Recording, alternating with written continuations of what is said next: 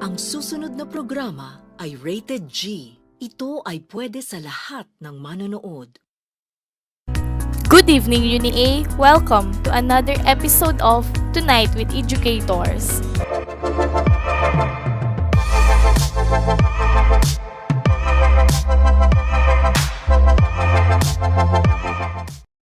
Tonight we have special guests. They will share and discuss with us about the important matter, the heart in the life of the education, the curriculum. The main topic for tonight's discussion is curriculum design and organization. What is it all about? And now I am so excited to introduce to you our curriculum planners. Everyone, please welcome Miss Catherine Ina Rodriguez, Good evening, Miss Chomi. Miss Kenneth Joanny Fabro, Good evening, Miss Chomi. Miss Luella Rado, Good evening, Miss Chomi. and Miss Norjana Makaumbaw.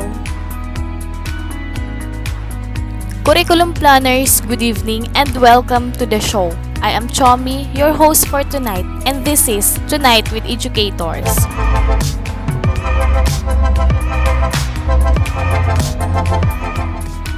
American educator David Ferrero stated, educational action begins with recognizing one's beliefs and values, which influence that one considers worth knowing and teaching. As a curriculum designer, it is essential to our audience that they may know the 5 sources of curriculum design before we go deeper about these exciting topics. Now, may I call on Ma'am Catherine. What are the sources of curriculum design? Thank you, Miss Chomi. So there are 5 sources of curriculum design. These are science as a source, society as a source, moral doctrine as a source, knowledge as a source, and the last is learner as a source. Thank you, Ma'am Catherine. For us to really understand these sources, Ma'am, can you differentiate these sources? Sure, Miss Chomi. So here's a brief explanation on the first source, which is the science as a source. It is based on scientific method, and the design contains observable and quantifiable elements. When we say observable and quantifiable elements, we are talking about the student learning outcome, or the SLO. It's all about learning how to learn, isn't it, Ma'am? Yes, Miss Chomi. Second, society as a source. We as a curriculum designer believe that school is a vehicle for development of society. We do not disregard social multiplicity, ethnic groups, and social classes. It's also need for collaboration among diverse individuals and groups to have an effective outcome. Third, moral doctrine as a source. According to Dwayne Hobner, education can address spiritually without bringing in religion, while in James Moffett, the spiritually foster mindfulness, attentiveness, awareness of the outside world, and self-awareness. By William Pinar, view the curriculum allows blending of truth, faith, knowledge, ethics, thought, and actions. In short, under this concept is spiritually individual develop empathy and compassion. Oh, that's why in our elementary level, we have a subject of GMRC or Good Manners and Right Conduct. In our secondary level is Values Education. Thank you. How about knowledge as a source and learner as a source, Ma'am Norjana? Knowledge as a source is the primary source of curriculum and the heartbeat.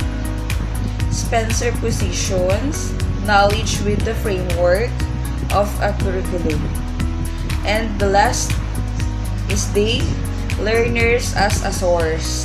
Curriculum should stem from our knowledge of student. We must know how they, from attitude, create interest, and develop values. It means the learner-based curriculum design seeks to inspire students and promotes their individual uniqueness. It's nice to know all of these sources of our curriculum designs. Thank you. And now, let's proceed to the organizations of curriculum components. Ma'am Kenneth, can you discuss the two basic dimensions? Sure, Miss Shomi. The first is horizontal organization, which blends curriculum elements by combining content to create another content. Example, English and business content. Second is vertical organization, which is the sequencing of the curriculum elements. Example, the social studies. In grade 7, the Philippine history. And in grade 8, Asian history. It means in vertical organization, the subjects are revised in succeeding year in the curriculum, while the horizontal organization is the combination of a content to make it one content. Is it right, ma'am? It's absolutely correct, Miss Chomi. Thank you, Ma'am Kenneth.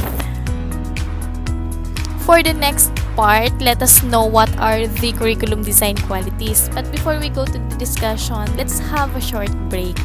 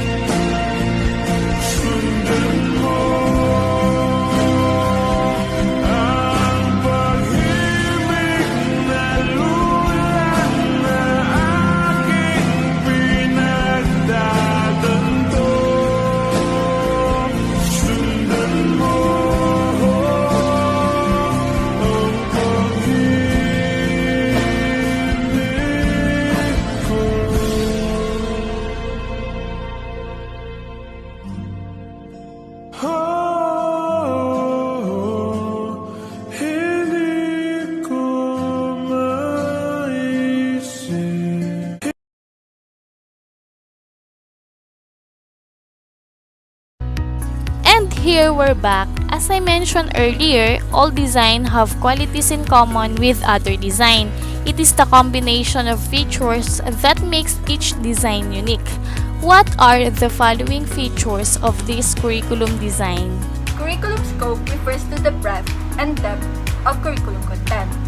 All educational experiences constructed to involve students in learning. The scope covers only months or weeks and divided into lesson plans.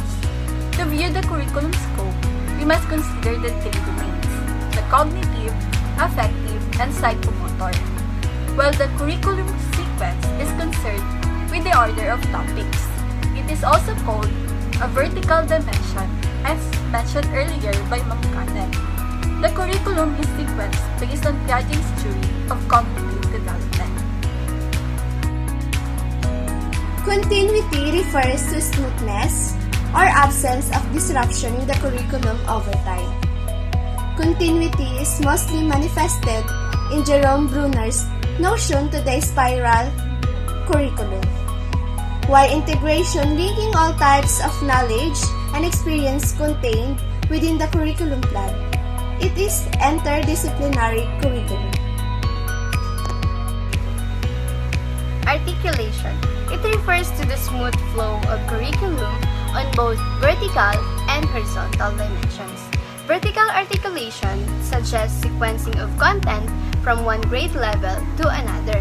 It ensures students receive necessary preparation for courseworks, link knowledge from one lesson to the next across a program of study. While in horizontal articulation, association among simultaneous elements, it integrates knowledge across different disciplines.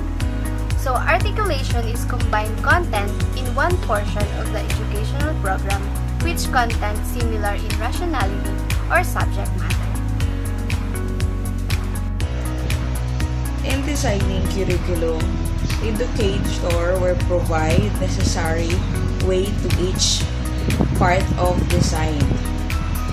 Therefore, the students must obtain and use knowledge in the ways that progress their personal, social, and intellectual goals.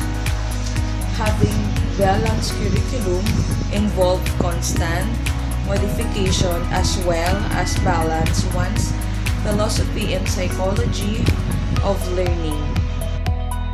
Thank you, Ma'am Norjana, Ma'am Kenneth, Ma'am Luella, and Ma'am Catherine for sharing your ideas about the curriculum design qualities, its dimensions, and resources.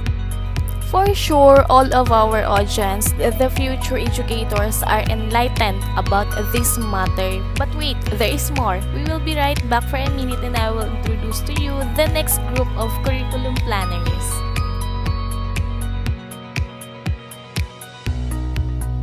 We're back to our show, dear future educators.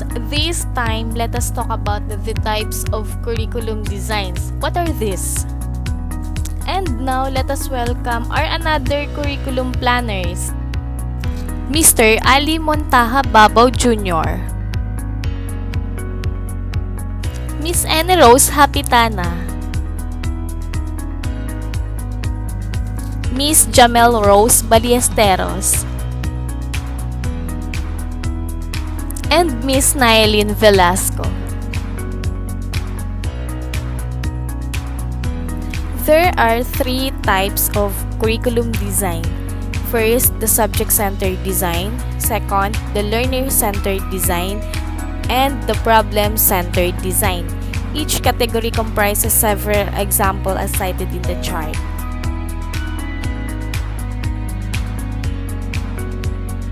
Our guest will be discuss the characteristics and examples of these designs.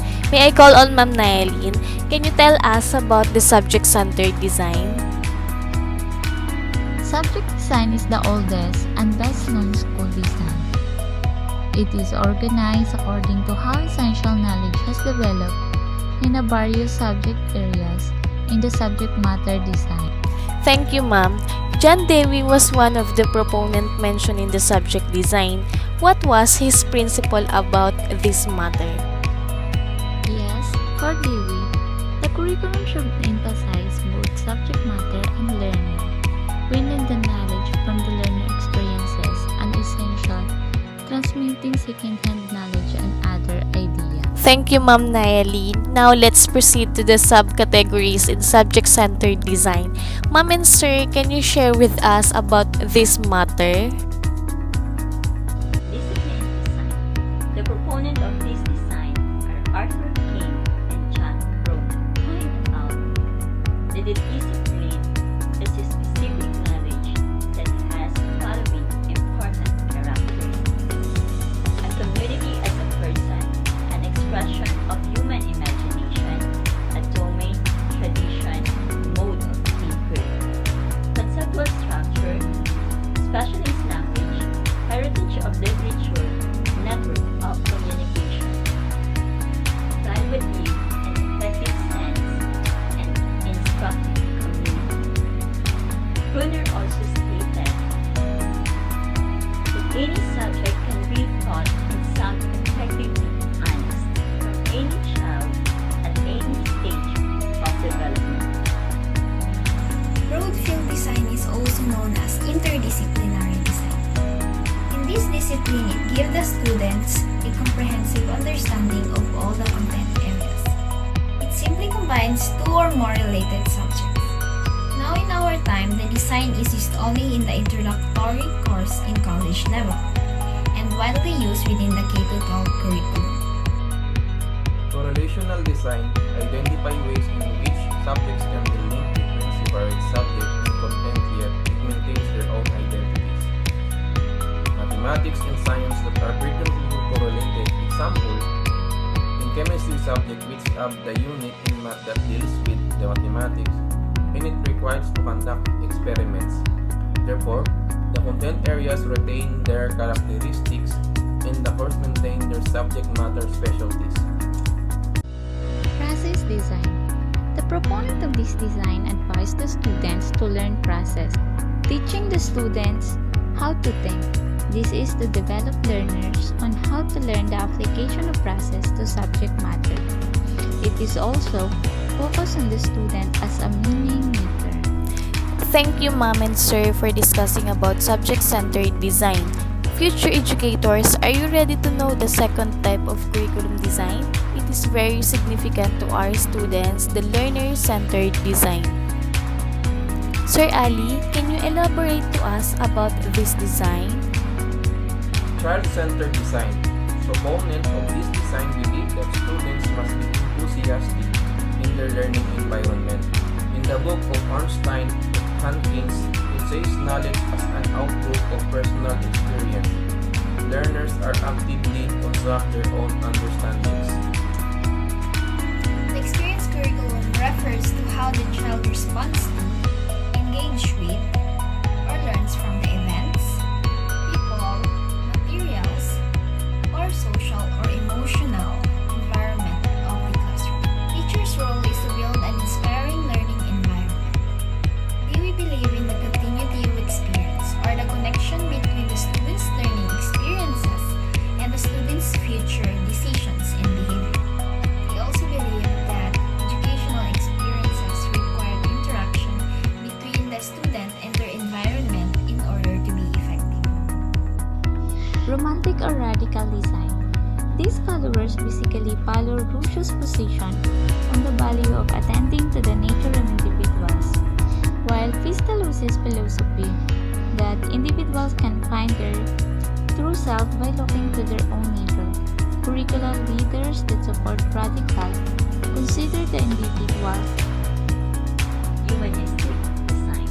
The development of self is the ultimate objective of learning. Stresses the whole person and the integration of being, feeling, and doing. It considers cognitive, affective, and psychomotor coping to be interconnected and must be addressed in curriculum. Abraham Maslow's view of self-actualization was influenced by humanistic design. Carl Rogers stated a self-directed learning, wherein the student draw on their own resources to develop self-understanding and guide their own way. James Moffat suggests that the curriculum that emphasizes spirituality enables the student to enter on a personal path, unique to each, that nevertheless entails joining increasingly expansive membership of humanity and nature. Indeed, for the educators and the future educators, teachers must have a great skills and competence in dealing with the individuals, especially to our learners. Ma'am Anna Rose, can you help us discuss about the curriculum matrix? There are following list of curriculum dimensions. Should assist in considering content in depth. Number 1, intellectual dimension. It stimulates the student intellectual development. Emotional dimension. It must be in the affective domain of knowledge. Number 3, social dimension.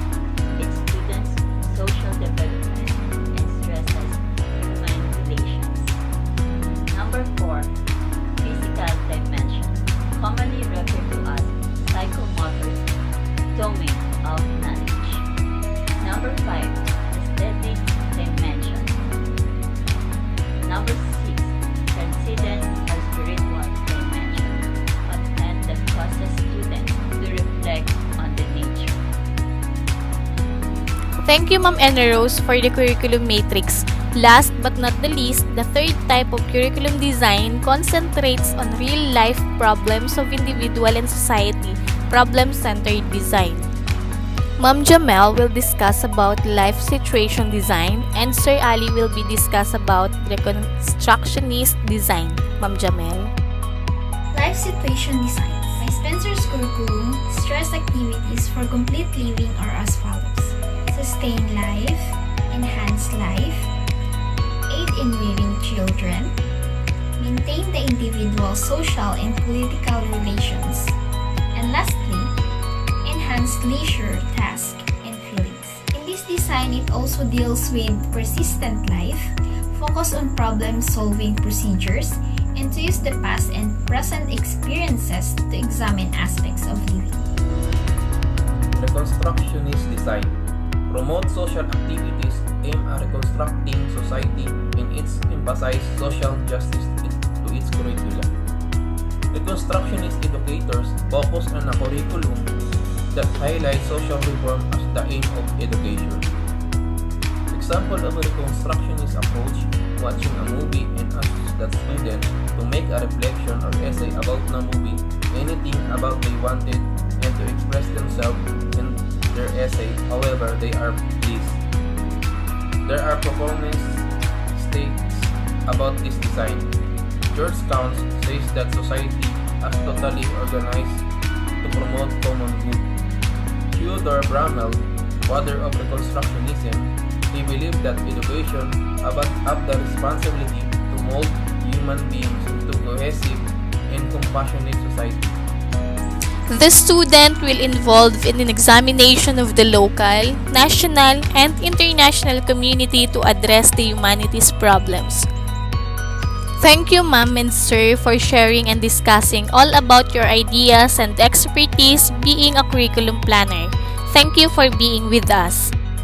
For all the future educators out there, hope you all learned and enjoyed. See you next time only here on Tonight with Educators.